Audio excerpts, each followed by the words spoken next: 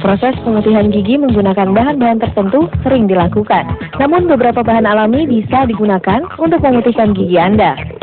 Berikut 5 makanan yang memutihkan gigi secara alami. 1. Permen karet dengan xilitol. Xilitol adalah pemanis alami yang mencegah plak dan menetralisir keasaman mulut. 2. Jeruk dan nanas, membantu memproduksi air liur lebih banyak yang membantu membersihkan gigi secara alami. 3. Keju dan yogurt, mengandung laktik asid yang berfungsi melindungi gigi. Sedangkan keju mampu melindungi gigi dari kebusukan, serta mengandung kalsium dan fosfor yang berguna dalam pembentukan enamel gigi.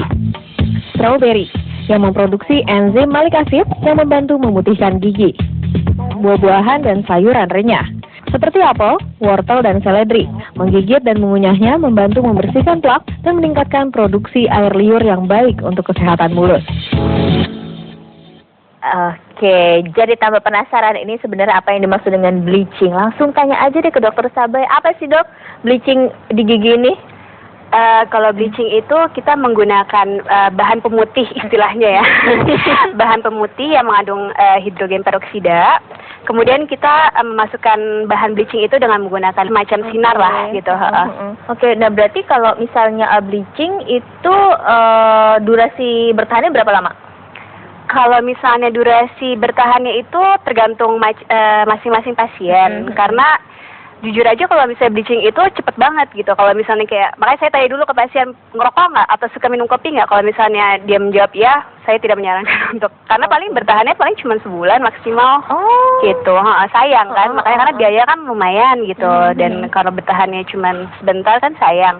Cuman kalau pasien yang emang benar-benar jarang minum kopi dan dia tidak merokok, itu bisa sampai setahunan lah. Oh gitu. Dan untuk yang memang ingin sering melakukan bleaching, itu masuk kategori aman atau ada efek sampingnya nggak? Saya sih tidak menyarankan ya, karena maksudnya hidrogen peroksida itu lumayan keras untuk gigi, jadi memang bisa membuat gigi itu menjadi lebih ngilu, lebih rapuh gitu. Jadi saya tidak kalau misalnya emang ingin sering, saya bilang mendingan veneer aja gitu, karena kan bertahannya lebih lama gitu. Dan kalau misalnya veneer, kondisi gigi aslinya tidak akan ada perubahan ya? Tidak ngilu dan tidak sebagainya. Kalau misalnya veneer, mungkin ada ngilunya sedikit pas awal, karena kan ada yang diambil bagian depannya, itu ada yang diambil sedikit gitu. Jadi mungkin untuk beberapa hari ada rasa ngilu, tapi setelah itu hilang. Oke, langsung ke Mbak Claudia. Benar Mbak ya? Untuk pertama kali dipakai itu rasanya? Justru kalau kan sebelum dipasang veneernya itu reparasi. Nah, reparasi itu kayak semacam dikikir ya. Jadi supaya lapisan depan itu dikikir lah, diambil. Nah, itu abis digituin ngilu. Tapi begitu dulu dipasang veneernya, justru kalau saya lebih nyaman giginya, lebih enak, kayak semacam terlindungi. Iya, gitu, betul. Malahan gitu. Betul. Jadi kayak pakein shield lah gitu, malah lebih enak. Jadi sebetulnya emang kelebihannya veneer di situ sih, gigi emang agak terlindungi gitu kan, karena jadi untuk gigi menjadi lubang atau apa sih terhindari dengan veneer ini. Nah, perawatannya gimana? Apakah kita memang harus rutin, seperti tadi disampaikan beberapa bulan sekali, dan ketika perawatan itu apa yang dilakukan? Scaling juga atau gimana? Iya betul, kita bersihkan semuanya, kita poles, kita lihat apakah ada kekurangan atau enggak, ada yang mengganjal atau tidak gitu. Kemudian kalau misalnya perawatan di rumah sendiri, ya paling seperti gigi biasa aja sih, sikat gigi minimal 2 kali sehari gitu, terus flossing, jangan lupa. Berarti pakai mouthwash gitu juga tetap terus? Iya, nggak masalah. Sama menjaga makanan tentunya. Menjaga makanan yang keras-keras. Itu yang paling penting. Yang keras-keras itu yang suka langsung jangan digobok. Sayang-sayang ya, dipotong kecil-kecil baru makan cantik. Benar gitu. Kalau tips dari Mbak Cindy untuk pemirsa Coffee Break yang ingin tergugah juga ingin melakukan veneer untuk kecantikan, gimana?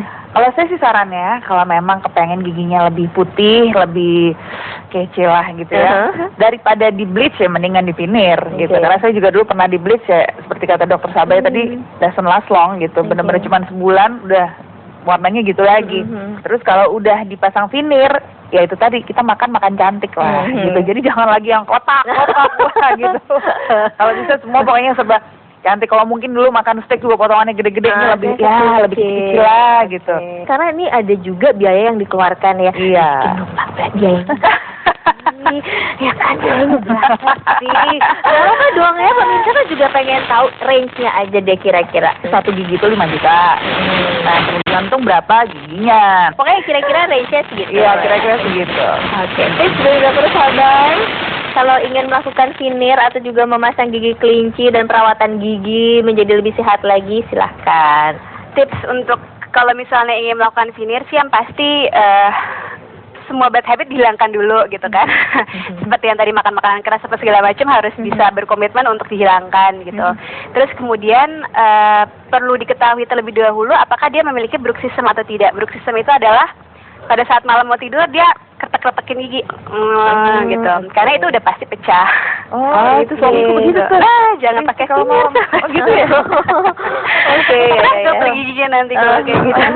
Karena datang pasti akan lebih sering ya, gitu. Iya, pasti. Karena maksudnya jadi sebelum pasang sih pasti saya tanya dulu ada kebiasaan buruk nggak, ada bad habit nggak gitu. Karena sebaiknya sih kalau misalnya memang ada, ya bisa sih kita hindari dengan menggunakan mouth guard gitu. Jadi malam-malam pas tidur kita bikin mouth guard lagi. Jadi dia tidak mengenai veneernya gitu. Oke. Terima kasih banyak atas kehadirannya Mbak Cindy, dokter Sabay. Kita udah asik nih ngobrol-ngobrolnya. Terima kasih juga pemirsa. Kini waktunya saya si Monster pamit undur diri. Terima kasih telah menyaksikan Coffee Break dan kita akan bertemu kembali di hari yang berikutnya. Bye.